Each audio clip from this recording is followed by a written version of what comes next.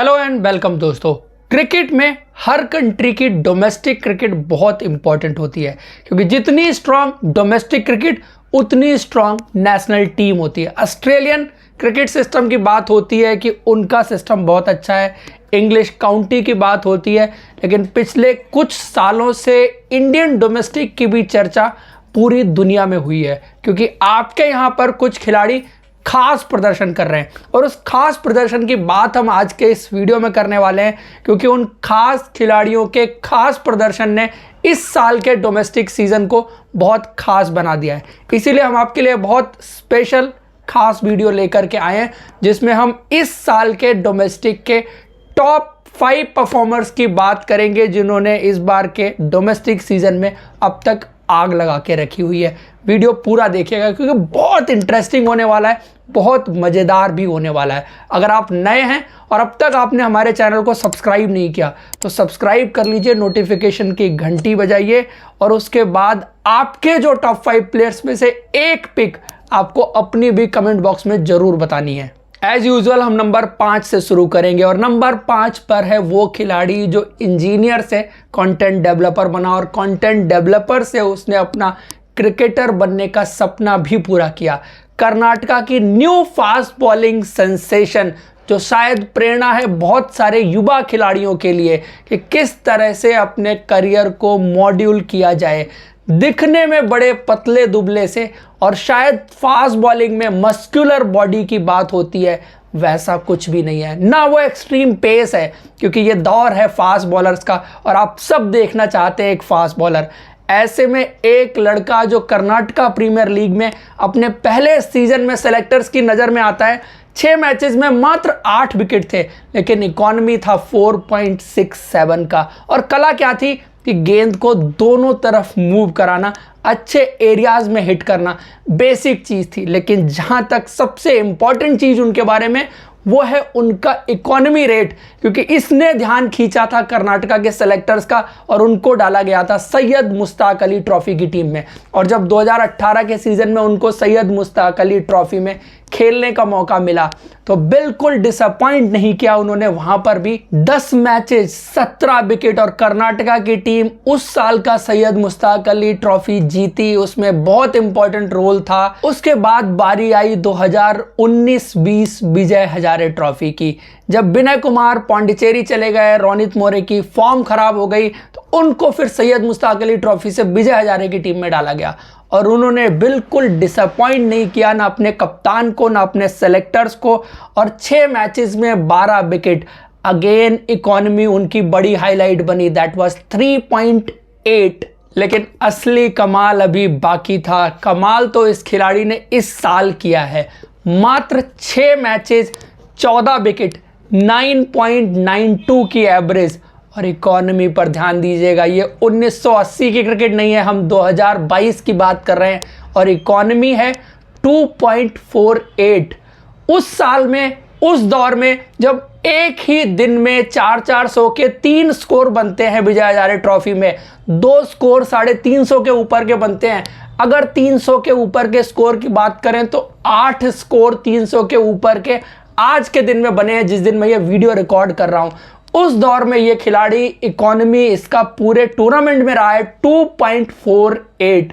ये खिलाड़ी खास है, क्योंकि बात जरूर होती है आपको फास्ट बॉलर चाहिए जिसके पास गति हो, पेस हो, हिट द डेक हो, लेकिन इनके पास वो कला है गेंद को मूव कराने की, दोनों तरफ मूव कराने की, अच्छे एरिया में हिट करने की। तो दोस्तों मेरी लिस्ट में ये खिलाड़ी 5वें नंबर पर रहेगा और नाम है बासुकी कौशिक। उसके बाद नंबर 4 की तरफ चलते हैं और नंबर 4 पर एक और परफॉर्मर, यंग गन्स, जो जब से इंडियन क्रिकेट में आया है, या मैं यूं कहूं कि मुंबई इंडियंस ने उनको खास करके पिक किया है, उस दिन के बाद से उसने रुकने का नाम नहीं लिया। मैं बात कर रहा हूं तिलक वर्मा की, क्योंकि परफॉर्मेंस हर दिन के साथ बेहतर होती जा रही है। ज्यों ज्यों उनकी उम्र हर दिन के साथ बढ़ती है, परफॉर्मेंस उनकी हर दिन के साथ बेहतर होती जा रही है। और इस साल के डोमेस्टिक में सिर्फ विजय हजारे ट्रॉफी नहीं, सैयद मुश्ताक अली ट्रॉफी में भी टॉप रन गेटर की लिस्ट में वो रहे।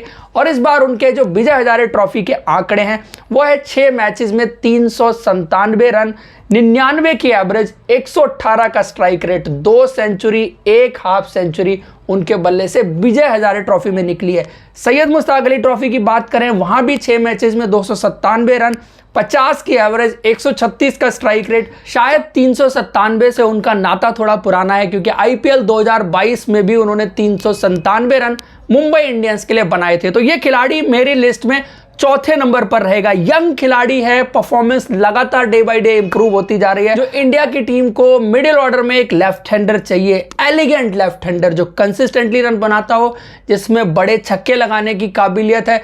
आई think he is a all round batsman जिसके पास सॉलिड गेम भी है, डिफेंसिव गेम भी अच्छा है, स्ट्राइकिंग एबिलिटी भी है, यंग भी है, डायनामिक भी है, सब कुछ इस खिलाड़ी के पास, और मेरी लिस्ट में चौथे नंबर पर। उसके बाद नंबर 3 की बात करते हैं, और नंबर 3 पर एक और रांची का लड़का।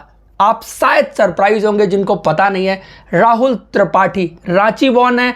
उनके पिताजी यूपी से डोमेस्टिक क्रिकेट खेले, जूनियर लेवल पर डोमेस्टिक क्रिकेट खेले, और चूंकि वो सर्विसेज में थे तो उन्होंने पूरा इंडिया ट्रैवल किया और आखिर में जाके सेटल हुए महाराष्ट्र पुणे में। और पुणे में एक बहुत ही फेमस क्रिकेट एकेडमी है डेक्कन जिमखाना, जहां से राहुल त्रिपाठी ने अपने करियर की शुरुआत की। और 2017 का आईपीएल पुणे वॉरियर्स के लिए पिक हुए पहली बार। शायद एमएस धोनी की पारखी नज़रों ने उनको पहचाना था, और उसके बाद उस सीजन से उनकी जो परफॉर्मेंस ऊपर जानी शुरू हुई।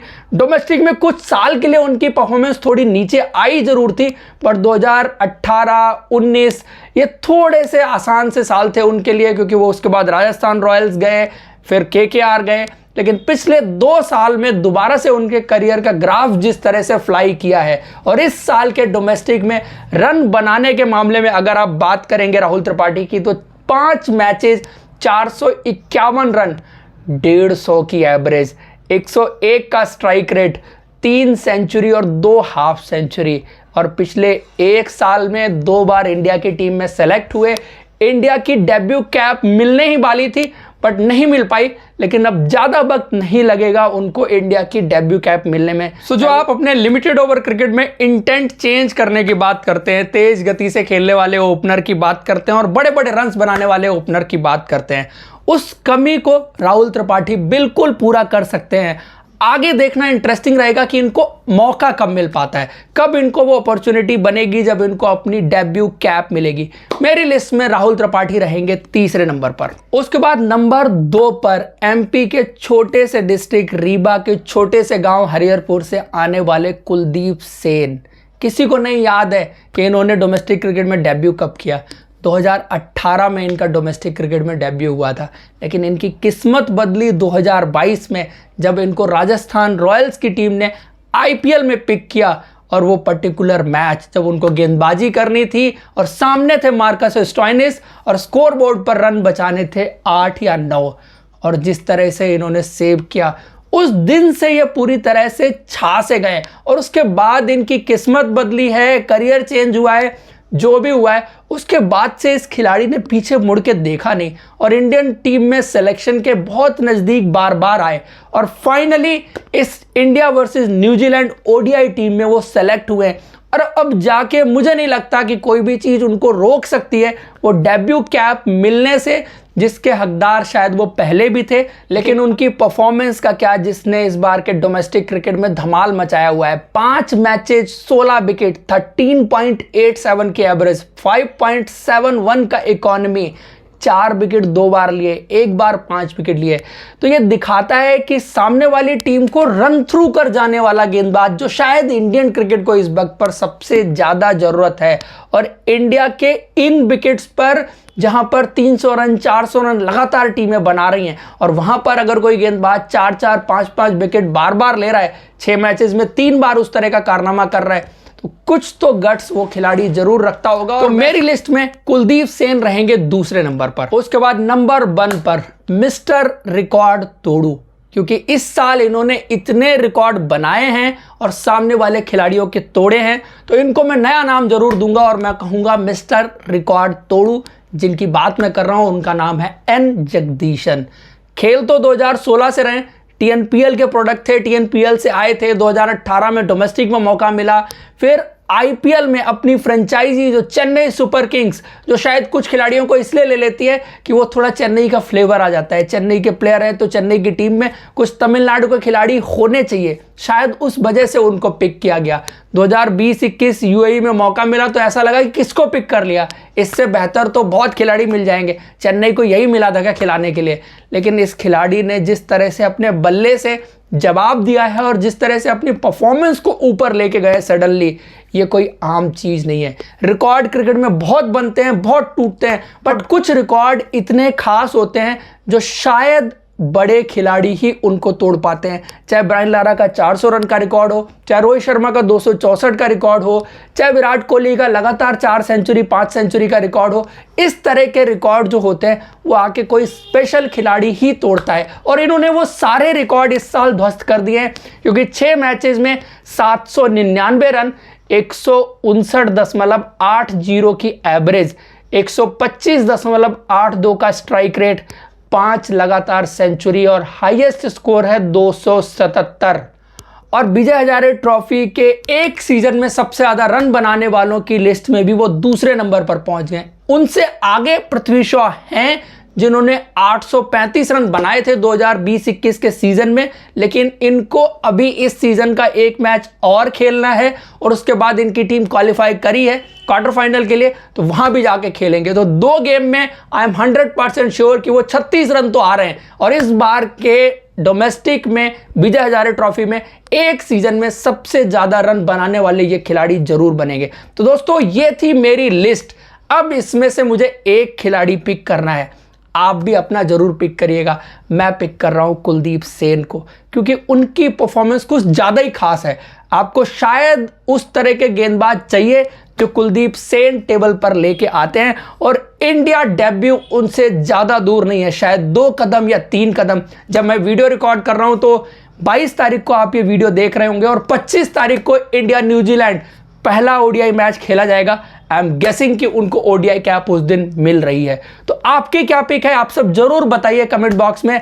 तो दोस्तों ये था ओवरऑल वीडियो डोमेस्टिक के परफॉर्मर्स के बारे में, डोमेस्टिक के धुरंधरों के बारे में। आपको वीडियो पसंद आया है तो आप लाइक जरूर करें, और अभी तक आपने हमारे चैनल को सब्सक्राइब नहीं किया तो सब्सक्राइब कर लीजिए, नोटिफिकेशन की घंटी दबा लीजिए। लेकिन सबसे इंपॉर्टेंट चीज़, अपनी राय कमेंट बॉक्स में बताना बिल्कुल ना भूलें। Thank you for joining, goodbye, see you in next video.